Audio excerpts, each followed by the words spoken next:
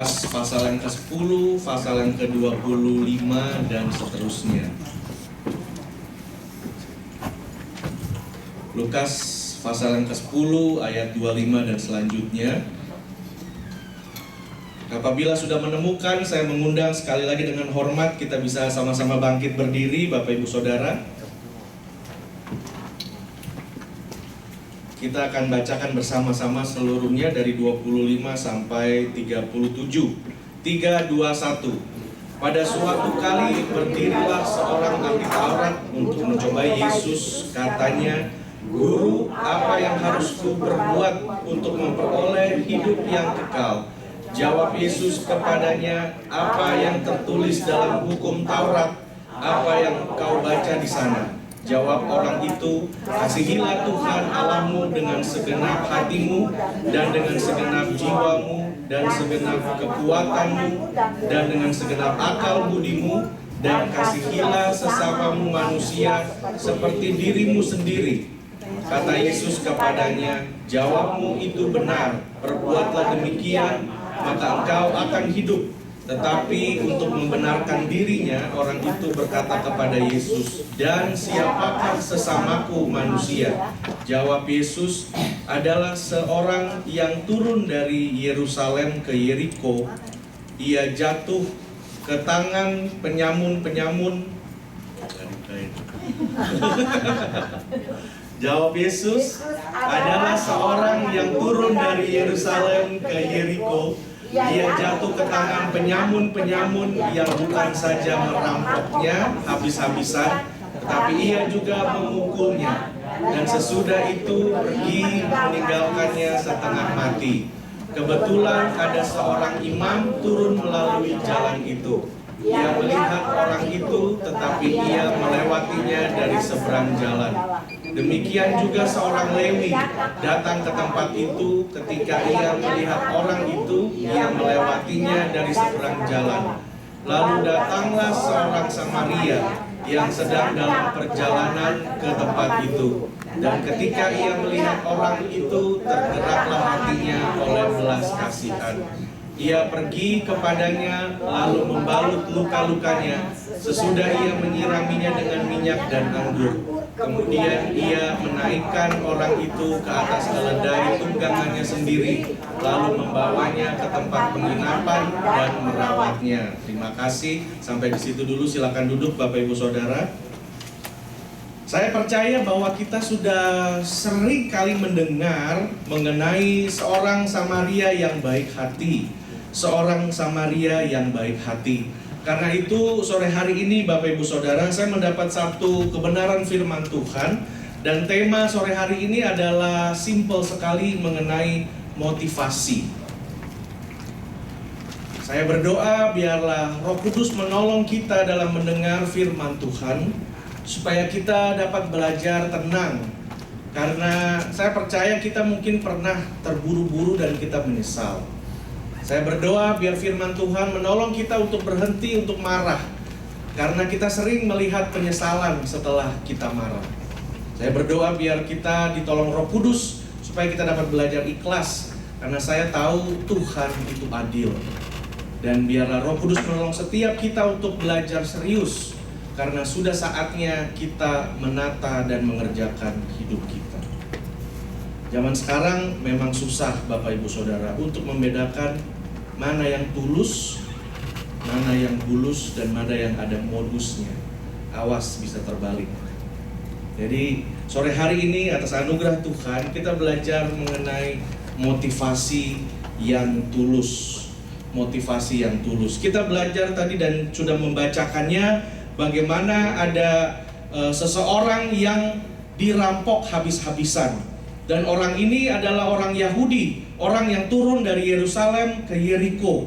Tetapi kita melihat bagaimana ada dua orang yang mengabaikannya. Yang seorang adalah Lewi dan seorang lainnya adalah seorang imam. Namun apabila kita membaca firman Tuhan, poin yang pertama yang saya ingin bagikan Bapak Ibu Saudara adalah berbicara tentang kebenaran tidak menjamin seseorang memiliki hati yang benar. Berbicara mengenai kebenaran tidak menjamin seseorang untuk memiliki hati yang benar. Menarik untuk diperhatikan bahwa kisah ini merupakan perumpamaan yang diceritakan Tuhan Yesus sebagai jawaban dari pertanyaan seseorang yang tidak tulus. Kalau kita lihat di sini bahwa jawab Yesus kepadanya, kasihilah, lalu jawablah, perbuatlah demikian. Untuk ayat yang ke-29 dikatakan untuk membenarkan dirinya, orang itu berkata kepada Yesus. Jadi kita lihat bahwa perumpamaan ini diceritakan Tuhan, dikatakan Tuhan karena Tuhan tahu apa motivasi dari pertanyaannya dia. Dia tahu bahwa apa yang terkandung di balik sebuah pertanyaan. Dan kita melihat di sini Bapak Ibu Saudara bahwa sebenarnya orang ini tidak benar-benar ingin bertanya. Namun orang ini lebih saya katakan sedang menguji atau melihat kelemahan daripada Tuhan Yesus. Nah, beberapa tahun yang silam pernah diadakan sebuah konferensi tentang perbandingan agama yang dilakukan di Inggris. Dan pada saat itu orang-orang dari berbagai macam kepercayaan, berbagai agama, termasuk juga orang Kristen juga hadir. Dan ada satu proyek di mana orang-orang Kristen ini harus menjawab sebuah pertanyaan bahwa apa perbedaan utama kekristenan dengan agama yang lain. Lalu seorang bisa bicara, oh kekristenan itu karena mereka percaya Tuhan Yesus sudah mati dan bangkit. Lalu dari grup kelompok yang lain tiba-tiba berkata, oh saya juga percaya kalau dewa saya itu ada si A, si B, si C juga pernah mati, pernah bangkit. Lalu tidak kalah dari itu orang Kristen mulai lagi bilang, oh kalau di kepercayaan kita orang Kristen, kita percaya Tuhan Yesus itu reincarnation, menjelma dari Tuhan, menjelma menjadi manusia. Tidak kalah lagi grup yang lain bilang, oh ada dewa saya kok, dari dewa bisa turun jadi manusia. Makanya ada film-film Hollywood itu manusia setengah dewa dan lain-lain segala macam. Lagi sedang perbincangan seperti ini, dan tiba-tiba ada seorang hamba Tuhan yang datang terlambat.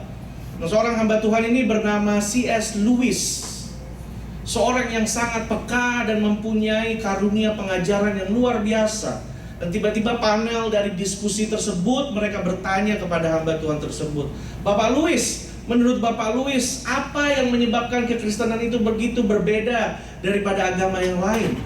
Lalu C.S. Lewis ini mengatakan, karena di agama Kristen, di dalam kepercayaan kita yang bikin kita berbeda dari yang lain, kita menerima grace, kasih anugerah, kasih karunia daripada Tuhan. Coba katakan kiri kanan, kamu terima grace nggak? Terima grace. Karena kita percaya bukan karena agama yang lain merupakan usaha manusia untuk menjangkau Tuhan, sedangkan kekristenan Injil adalah usaha Tuhan dalam menjangkau manusia. Firman Tuhan mengatakan di dalam Efesus 2 ayat yang ke-8, sebab karena kasih karunia engkau diselamatkan oleh iman dan bukan hasil usahamu, tetapi pemberian Allah, itu bukan hasil pekerjaanmu. Karena itu jangan ada orang yang memegahkan diri. Kita ini buatan Allah, diciptakan di dalam Kristus Yesus untuk melakukan pekerjaan yang baik yang dipersiapkan Allah. Karena itu Bapak Ibu Saudara, perbuatan baik bukan alat untuk mendapatkan keselamatan. Perbuatan baik bukan alat untuk mendapatkan keselamatan, melainkan perbuatan baik adalah buah. Perbuatan baik adalah hasil daripada keselamatan. Bapak Ibu bisa catat ini, keselamatan itu bukan pahala untuk orang benar, namun keselamatan adalah pemberian anugerah untuk orang yang bersalah yang sudah ditebus. Keselamatan bukan pahala karena kita harus bikin ini supaya Tuhan sayang sama kita. Tapi kekristenan yang berdasarkan grace, kasih karunia, kita percaya keselamatan yang kita terima bukan karena sebuah perbuatan baik, tetapi keselamatan adalah pemberian anugerah buat orang yang bersalah yang semestinya tidak layak untuk mendapatkannya. Anugerah itu begitu, pemberian kepada orang yang tidak layak. Nah, yang pertama tadi Bapak Ibu Saudara, kita lihat bahwa walaupun kita sering berbicara mengenai kebenaran, tetapi hal tersebut tidak bisa dijadikan barometer, alat pengukur kalau orang tersebut memiliki hati yang benar. Dan yang kedua Bapak Ibu Saudara, mengerti atau hafal kitab suci tidak menjamin perubahan karakter. Kita lihat bagaimana seorang imam, seorang Lewi yang bukan orang biasa, tetapi orang yang ada di kelas tertentu, yang lebih daripada umat atau rakyat biasa, yang dipandang oleh orang banyak. Tetapi mereka berdua ini, mereka hanya melalui dan tidak menolong orang yang sedang menderita itu. Nah, kita lihat di sini Bapak Ibu Saudara, dari percakapan yang dicatat Lukas, kita tahu bahwa ahli Taurat sangat menguasai kitab suci. Namun karena hal-hal tersebut, Tuhan Yesus melihat apa yang ada sebenarnya di dalam hidup masyarakat Yahudi dengan semua ahli-ahli Taurat yang ada.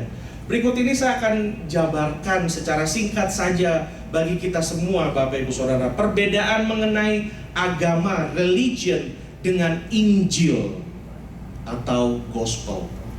Agama itu jika saya taat, saya diterima oleh Tuhan. If I'm obey, I'm accepted.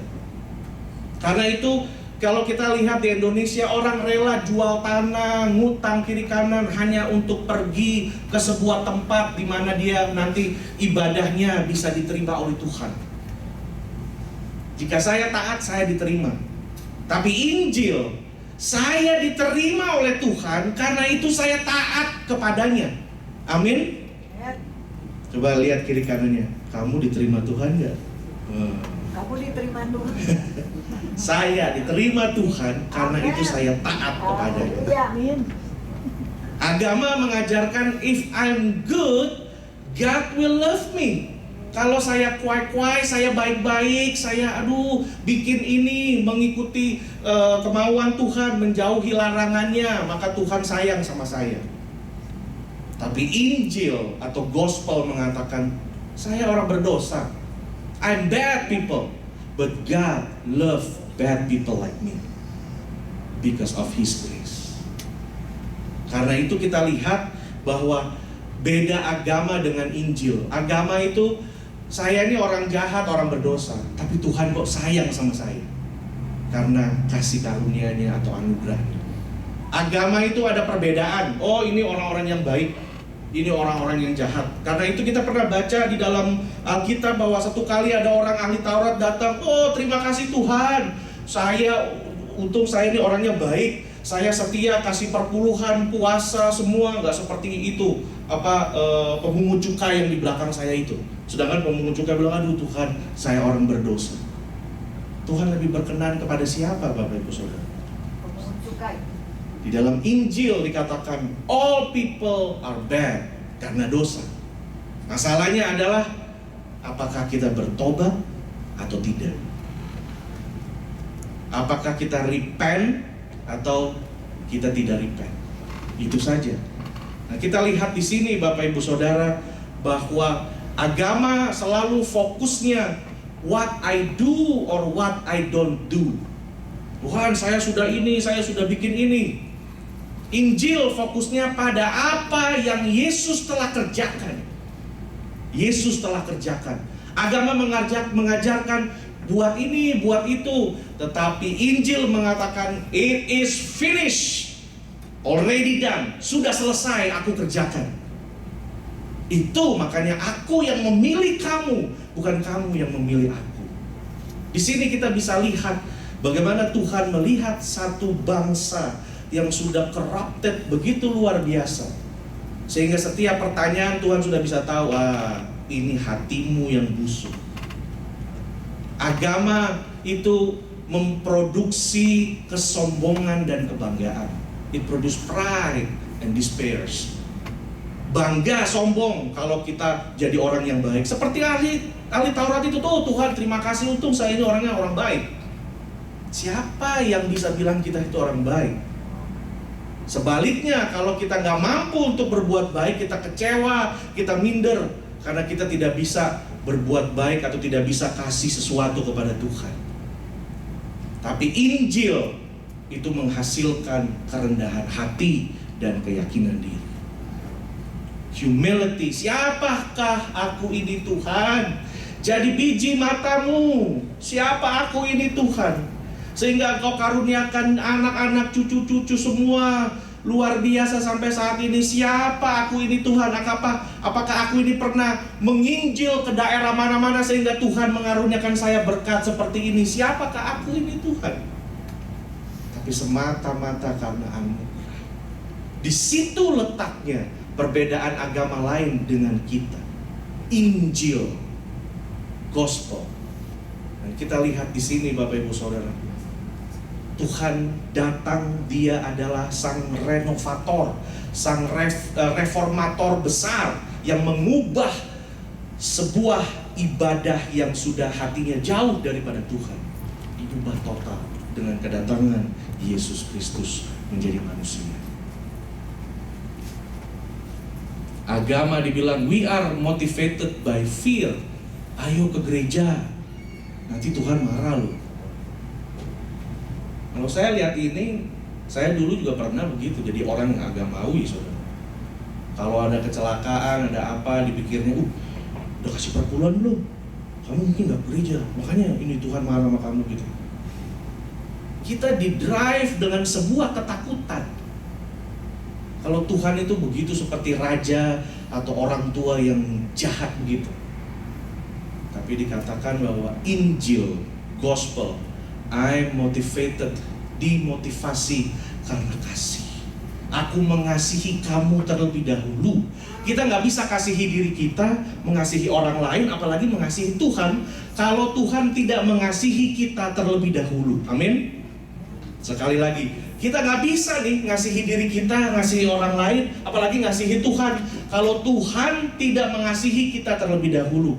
Kalau kita nggak menerima kasih yang daripada Tuhan, maka semua yang kita kerjakan dengan motivasi yang penuh dengan ketakutan. Nah, hal-hal ini sebenarnya sifatnya sangat dasar.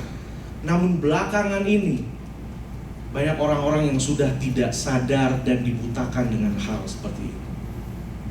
Dan di sini dari seorang Samaria, Tuhan bukakan kebenaran yang begitu dalam untuk melihat orang-orang yang mengakunya beragama tapi tidak mempunyai relationship, hubungan dengan Tuhan.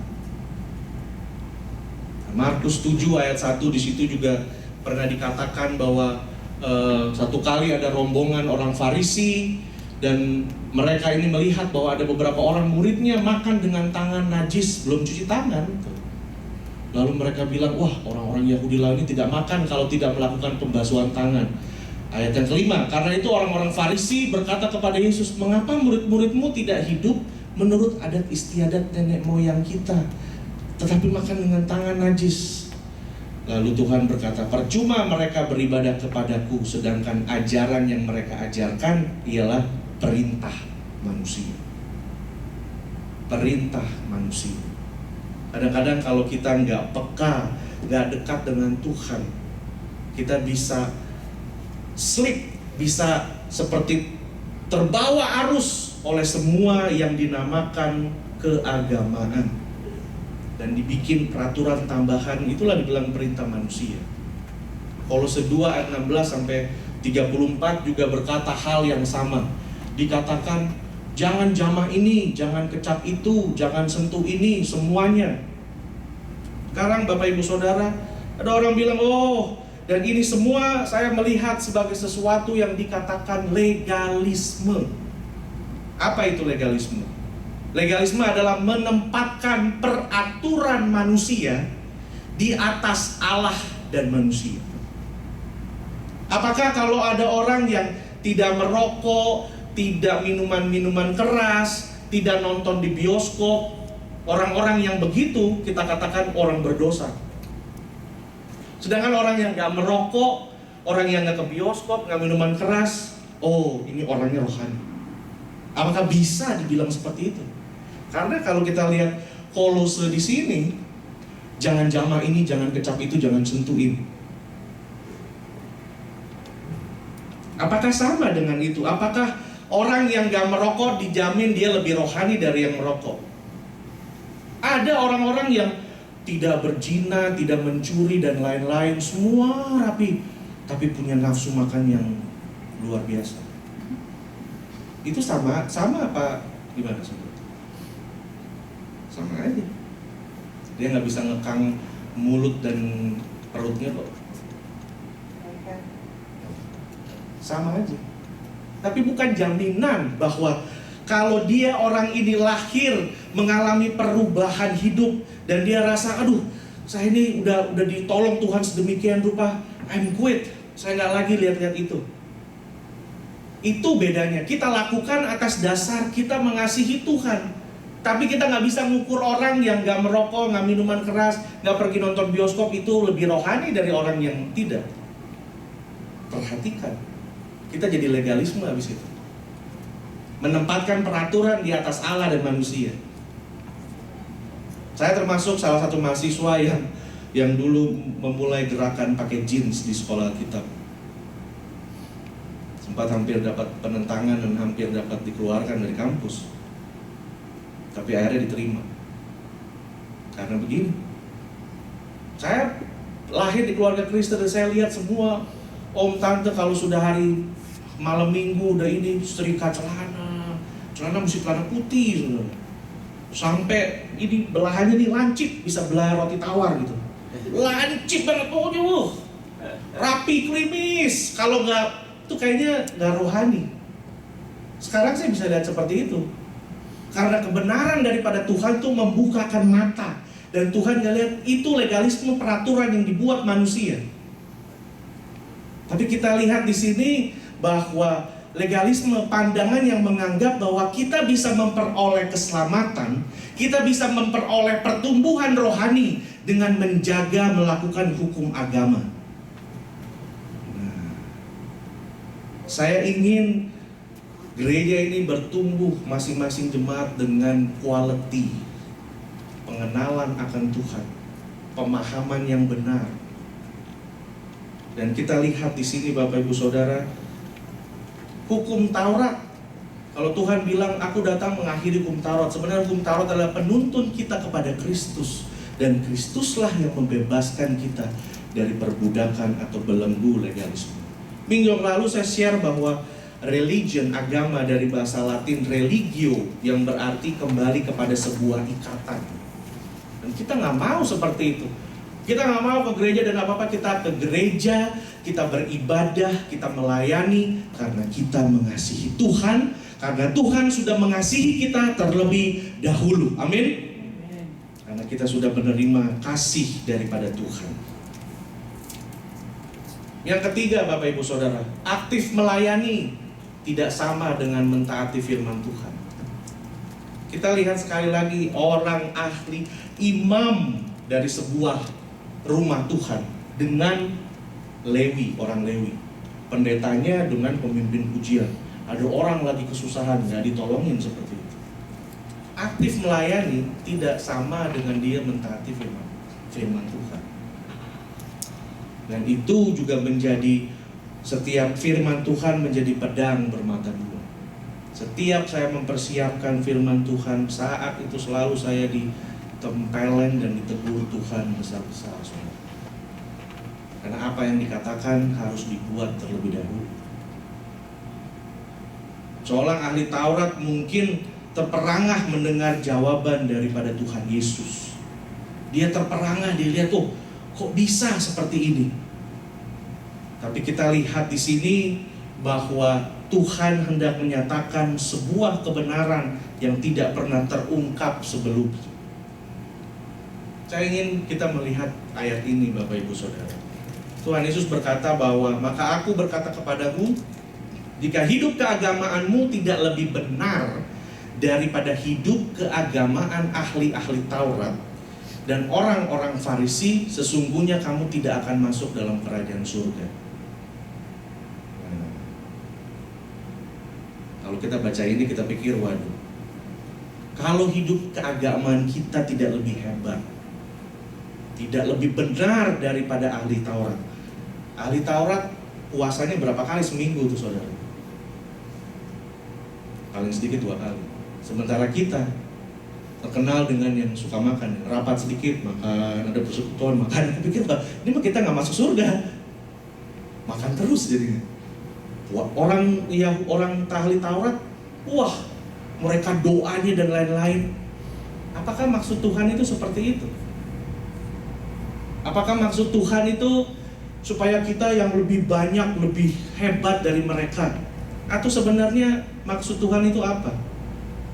Sebenarnya yang dimaksudkan Tuhan, Bapak Ibu Saudara, bukan kuantitasnya, bukan jumlahnya. Bukan kalau mereka puasa 2 hari, kita mesti 3 hari. Mereka perpuluhan, kita mesti 20-an.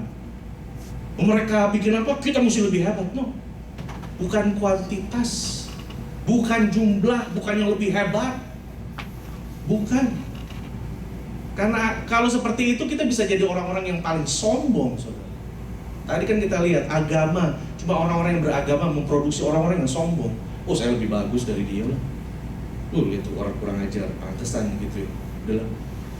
Tapi kita lihat di sini maksud Tuhan adalah kualitas, motivasi yang tulus. Matius 5, Matius 6, Matius 7 itu khotbah Tuhan Yesus yang mengarah kepada pembenaran karakter, attitude, sikap hati yang benar, yang membangun, menciptakan motivasi yang menyukakan hati Tuhan. Motivasi yang murni. Jika kamu berdoa, Tuhan katakan, kalau kamu berdoa, masuk ke kamar. Jika kita berdoa, itu dimulai bukan berarti, kalau kamu mau berdoa untuk dilihat orang, dibilang orang itu lebih rohani dan lain-lain. Perhatikan Bapak Ibu Saudara, motivasi dan sikap hati. Jika kamu memberi, jangan dilihat orang. Jika kamu puasa, dikatakan minyakilah mukamu. Kalau di Indonesia puasa, semua yang dagangan disuruh tutup. Maksudnya mereka dengar juga tuh, kamu nggak tahu saya lagi puasa ini, semua. Ya, memang bapak doang yang puasa. Kalau ada orang lain mesti kerja jadi tukang beca, itu mau puasa mati itu sebentar gitu kan. Tuhan katakan kalau puasa minyaki, rambutnya disisir, biar orang nggak tahu kamu puasa. Karena begituan apa yang kita lakukan kepada Tuhan nggak perlu orang tuh lihat, orangnya baik ya. Motivasi kita Bapak Ibu Saudara. Contoh, ini kita ada baca Alkitab nih. Baca Alkitab itu kan katanya kita udah ambil formulir. Siapa mau baca Alkitab setahun ini bisa selesai. 1 kali bangunnya telat, udah siang nih. Itu kan suruh 1 hari suruh 3 pasal paling sedikit atau 1 pasal. Udah cepat-cepat dibaca biar nggak ngutang sama Tuhan. Salah apa enggak tuh saudara? Cepet baca, selesai. Ngerti nggak yang dibaca? Kita juga nggak tahu baca apa cepat begitu. Udahlah, yang penting nggak ngutang sama Tuhan. Kok nggak ngutang sama Tuhan gimana? Ada banyak contoh-contoh yang lihat. Yang penting motivasi. Saat-saat ini ada paham, itu paham agamawi, paham legalisme, itu paham ekstrim yang ada di kiri. Hari-hari ini ada another paham yang ada di kanan, yang dinamakan yaitu antinominialisme. Asal katanya nomos, artinya anti hukum, atau yang hari-hari ini terkenal dengan sebutan hyper grace.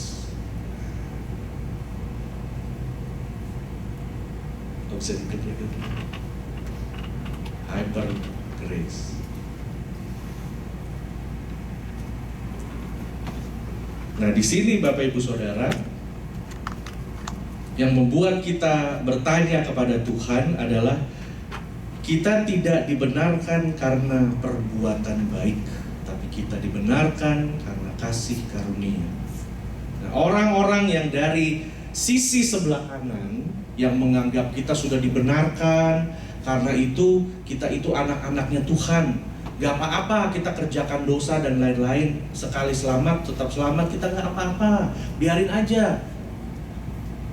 untuk dalam acara atau kesempatan yang lain, saya ingin bikin sebuah pengajaran dan membuat kita bisa menjadi awas diri terhadap banyak pengkhotbah hyper grace saat-saat ini.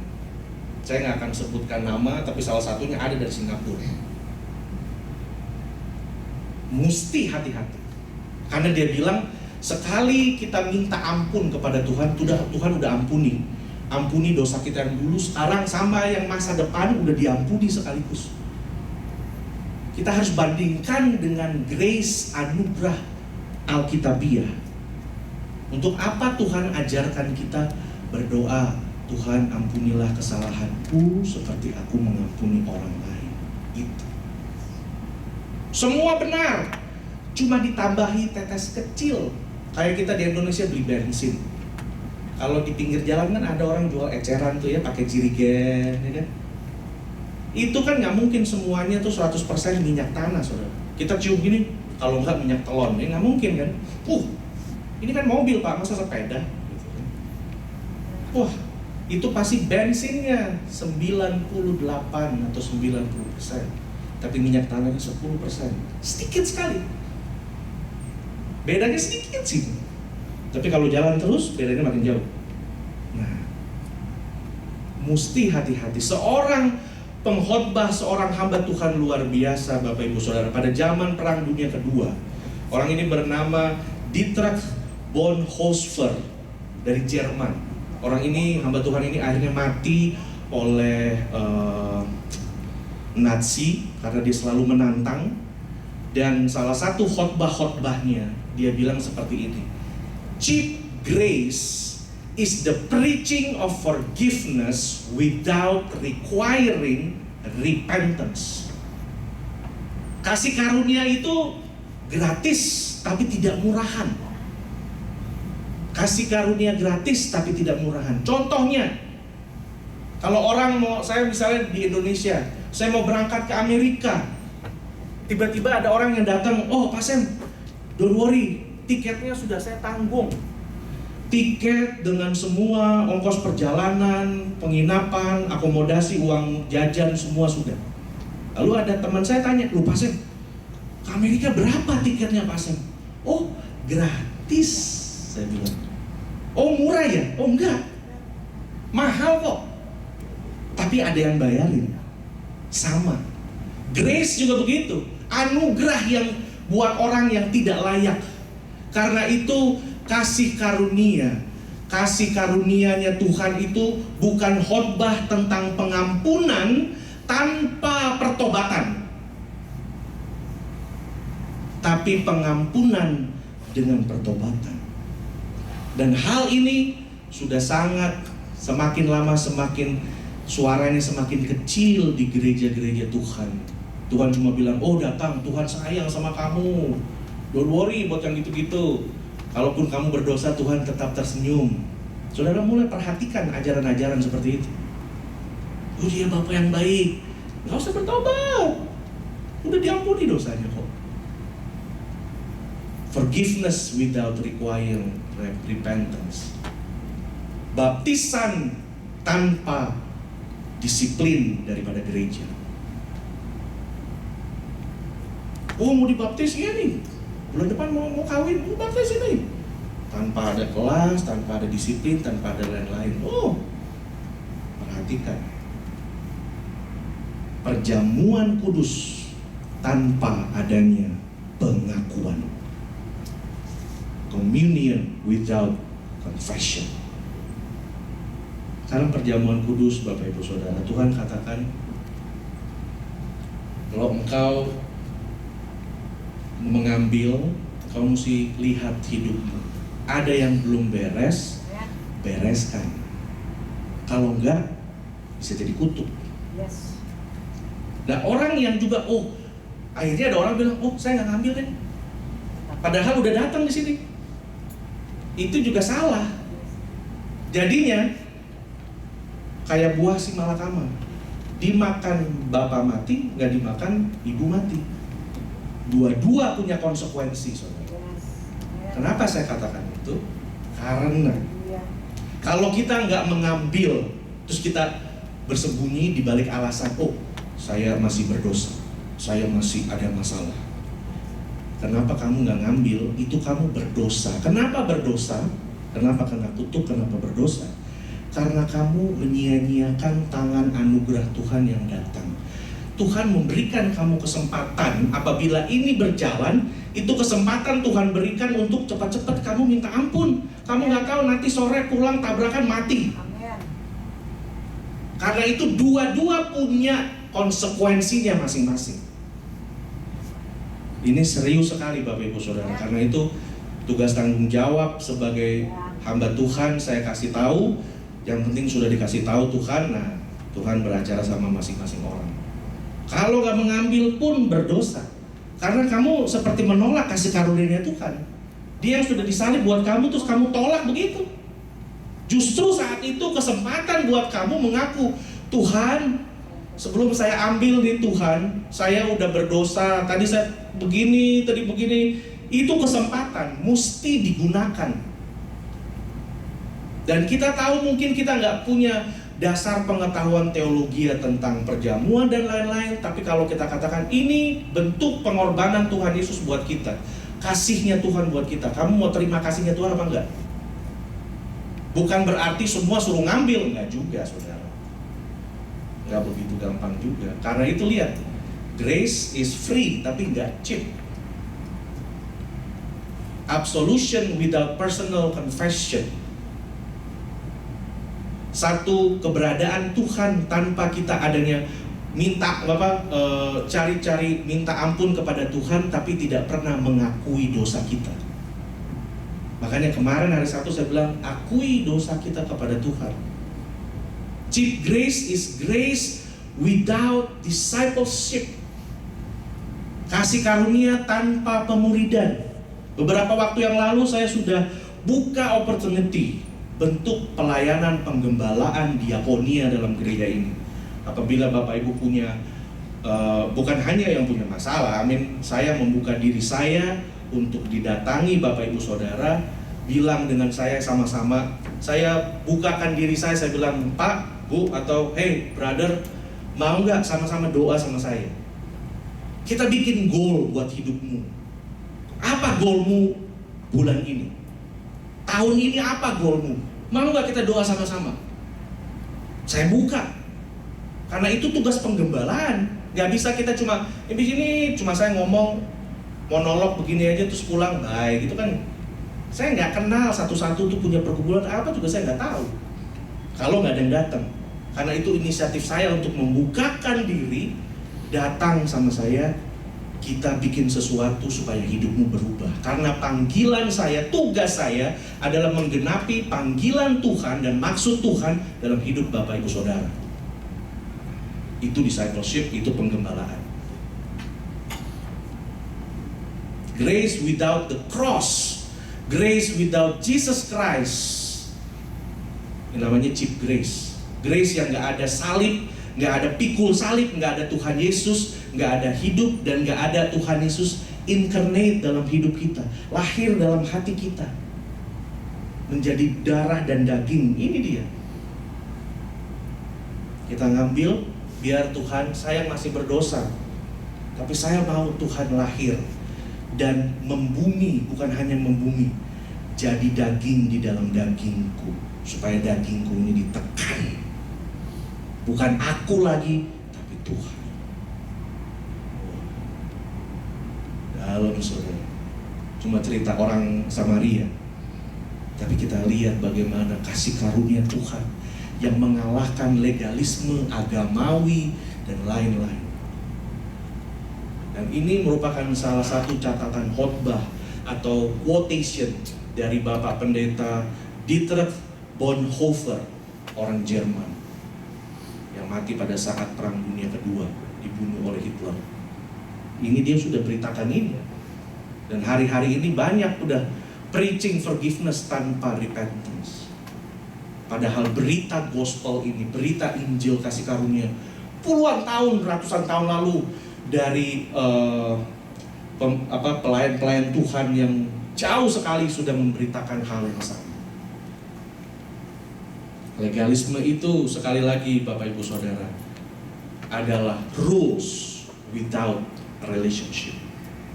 Wah ini loh, sini, ini dong, memberi dan lain-lain, tapi nggak punya hubungan sama Tuhan.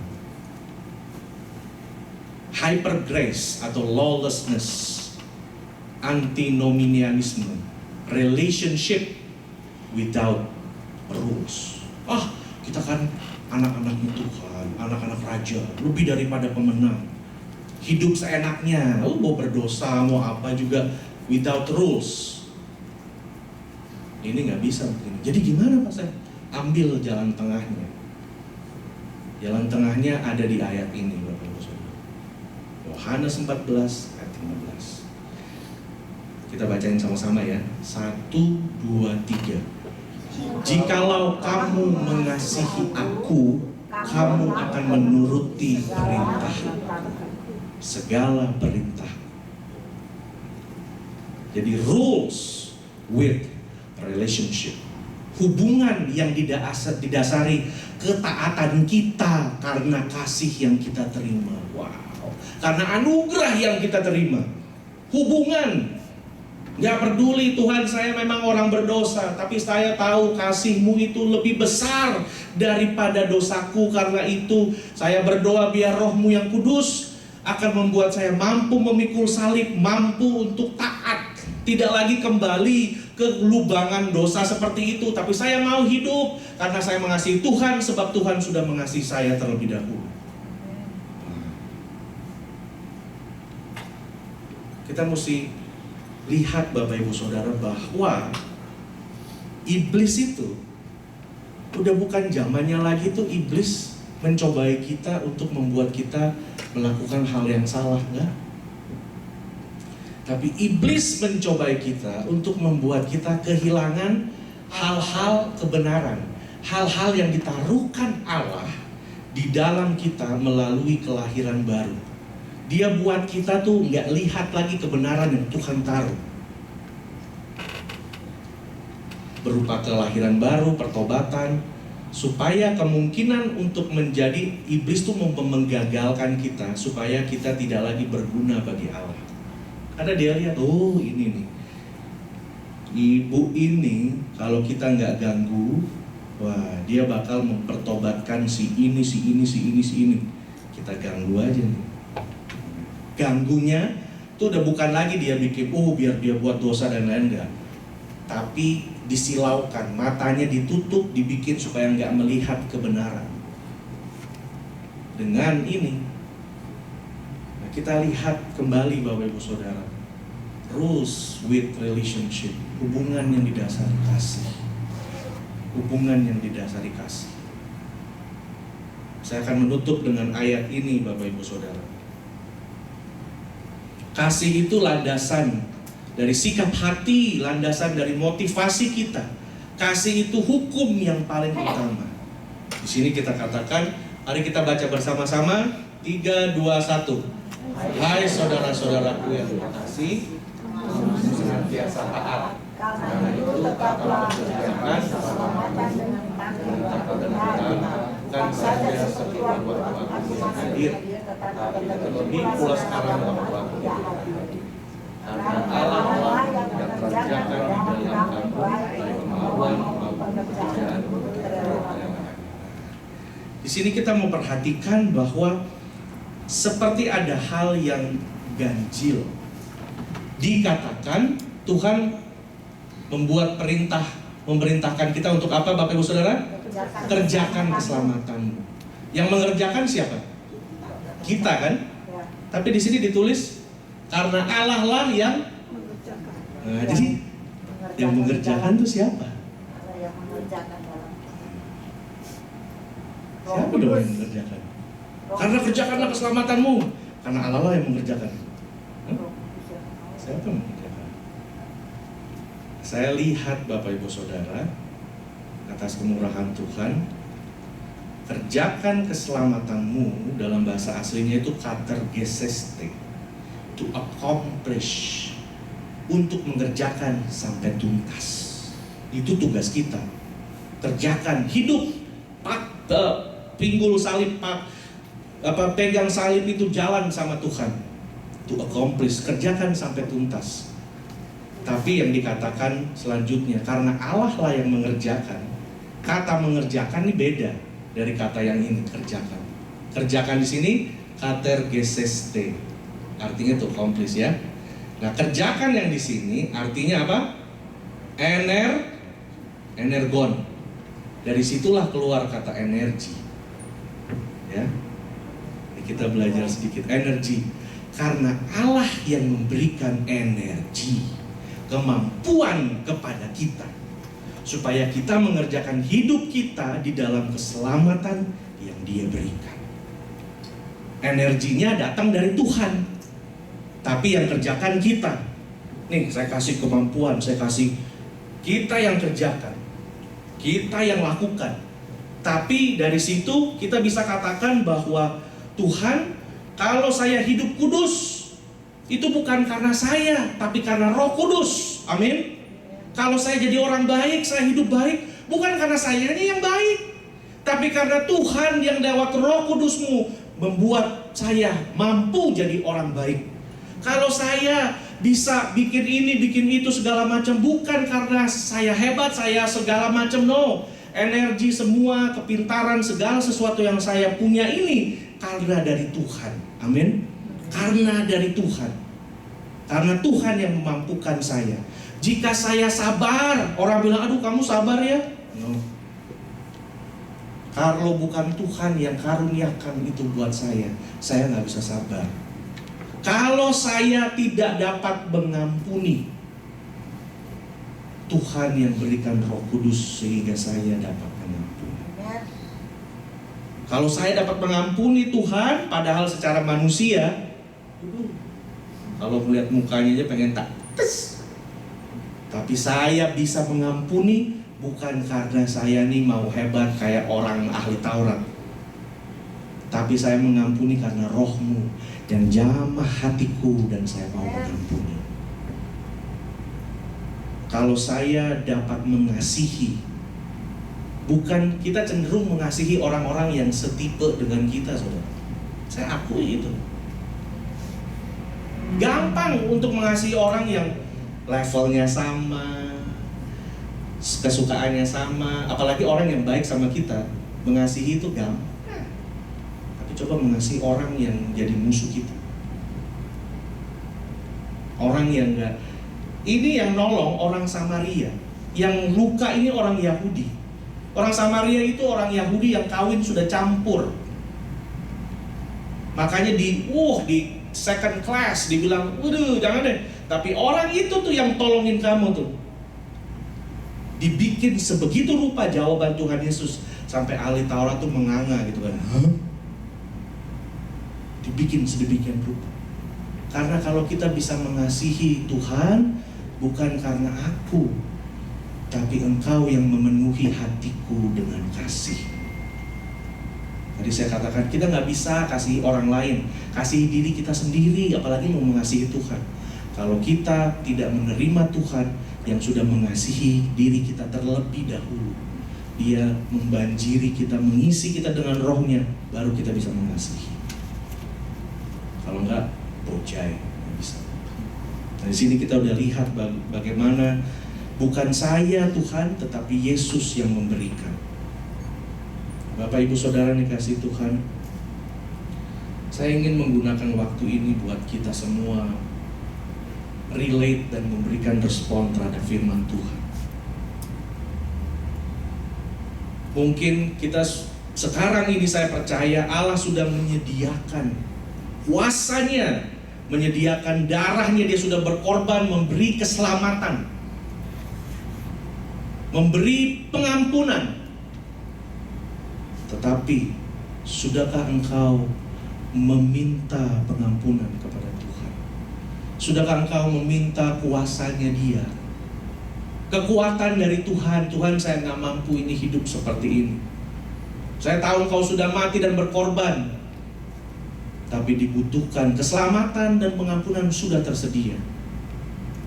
Tapi saudara mesti datang dan memintanya dan mengakui Yesus sebagai Tuhan, baru dapat.